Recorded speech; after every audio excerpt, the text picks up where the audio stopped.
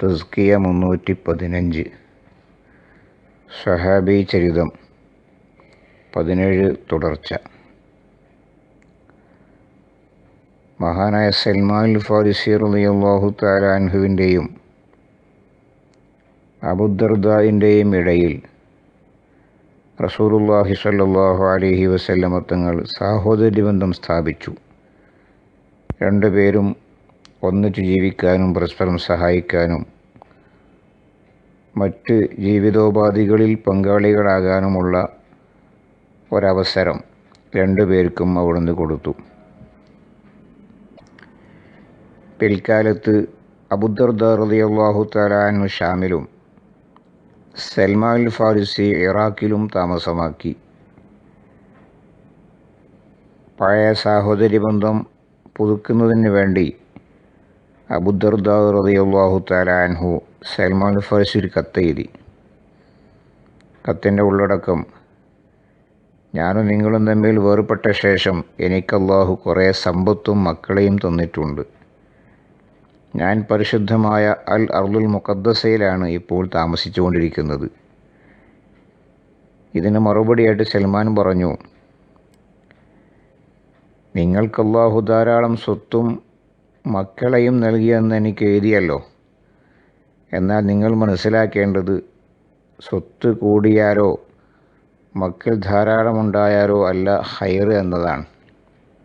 ഖൈർ എന്ന് പറഞ്ഞാൽ നിങ്ങൾക്ക് സഹിഷ്ണുത എത്ര വർദ്ധിക്കുന്നുണ്ടോ, നിങ്ങളുടെ ഹിൽമ് എത്ര വർദ്ധിക്കുന്നുവോ അതാണ് നിങ്ങൾക്ക് ഖൈർ. നിങ്ങൾക്ക് ധാരാളം അറിവുണ്ട്, ആ ഇൽമ് എത്രത്തോളം നിങ്ങൾക്ക് ഉപകാരം ചെയ്യുന്നുണ്ടോ അപ്പോഴാണ് നിങ്ങൾക്ക് ഖൈറുണ്ടായി എന്ന് പറയാൻ പറ്റുക. മുഖദ്ദസായ ഭൂമിയിൽ നിങ്ങൾ പോയി പരിശുദ്ധമായ ഭൂമിയിലാണ് താമസിക്കുന്നത് എന്നല്ല എന്നോട് എഴുതിയിട്ടുള്ളത്. ഭൂമി ഒരാളെയും പരിശുദ്ധമാക്കുകയില്ല. തീർച്ചയായിട്ടും നിങ്ങൾ മര്യാദയ്ക്ക് ജോലി ചെയ്താൽ നിങ്ങൾ ആ കർമ്മങ്ങളിലൂടെ നിങ്ങൾക്ക് പരിശുദ്ധനാവാം. വഅദുദ് നഫ്സക മിനൽ മൗത, നിങ്ങളെ മരിച്ചു പോകുന്ന കൂട്ടത്തിൽ പെട്ടതായിട്ട് എപ്പോഴും എണ്ണിക്കൊണ്ടിരിക്കണം എന്നൊരു സാരോപദേശമാണ് സൽമാൻ ഫാരിസി റളിയല്ലാഹു തആല അൻഹു തിരിച്ചു നൽകിയത്.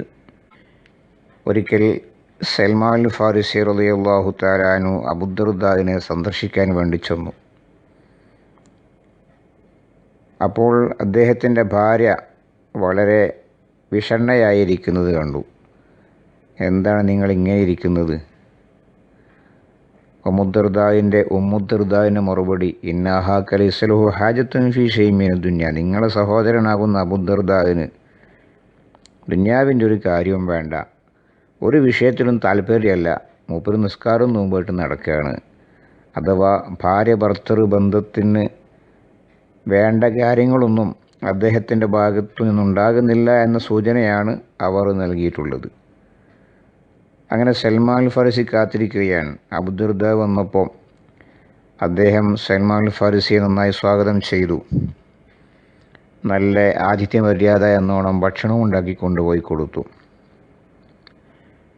ഭക്ഷണത്തളികയിൽ ഭക്ഷണം ഉണ്ണാൻ വേണ്ടി സൽമാൻ ഫാരിസി ഇരുന്നിട്ട് പറഞ്ഞു: വരൂ, എൻ്റെ കൂടെ നിങ്ങളും കഴിക്കണം, നിങ്ങൾ ആതിഥേയനാണല്ലോ. അതിഥിയുടെ കൂടെ ഭക്ഷണം കഴിക്കേണ്ടത് ആതിഥേയൻ്റെ മര്യാദയാണ്. അപ്പോൾ അബൂദർദാന് മറുപടി: ഇന്നി സായിമുൻ, ഞാൻ നോമ്പെടുത്തിട്ടുണ്ട്.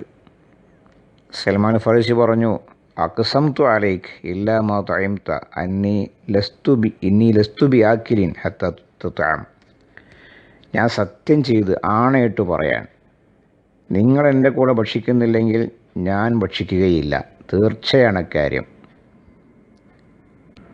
സൽമാൻ ഫാരിസിയുടെ ഈ ശബ്ദത്തിൻ്റെ മുന്നിൽ അബൂദർദാ മുട്ടുമടക്കുകയായിരുന്നു. അങ്ങനെ ഭക്ഷണമൊക്കെ കഴിച്ചു. രാത്രി കിടക്കാനായി. കിടക്കാൻ നോക്കുന്ന സമയത്ത് അബൂദർദാ റളിയല്ലാഹു തആല ഉറങ്ങാൻ ശ്രമിക്കുന്നില്ല. അദ്ദേഹം നിസ്കരിക്കാൻ വേണ്ടി ശ്രമിക്കാൻ. അപ്പോഴും സൽമാൻ അദ്ദേഹത്തെ പിടിച്ചു വെച്ചു, തടഞ്ഞു വെച്ചു. യാ അബൂദർദാ ഇന്ന റബ്ബിക അലൈക ഹക്കൻ, തീർച്ചയായിട്ടും നിൻ്റെ റബ്ബിനോട് നിനക്കൊരുപാട് ഹക്കുണ്ട്, ബാധ്യതയുണ്ട്. എന്നാൽ വ ഇന്നലി അഹ്ലിക അലൈക ഹക്കൻ, നിൻ്റെ കുടുംബത്തോടും നിനക്ക് ബാധ്യതയുണ്ട്.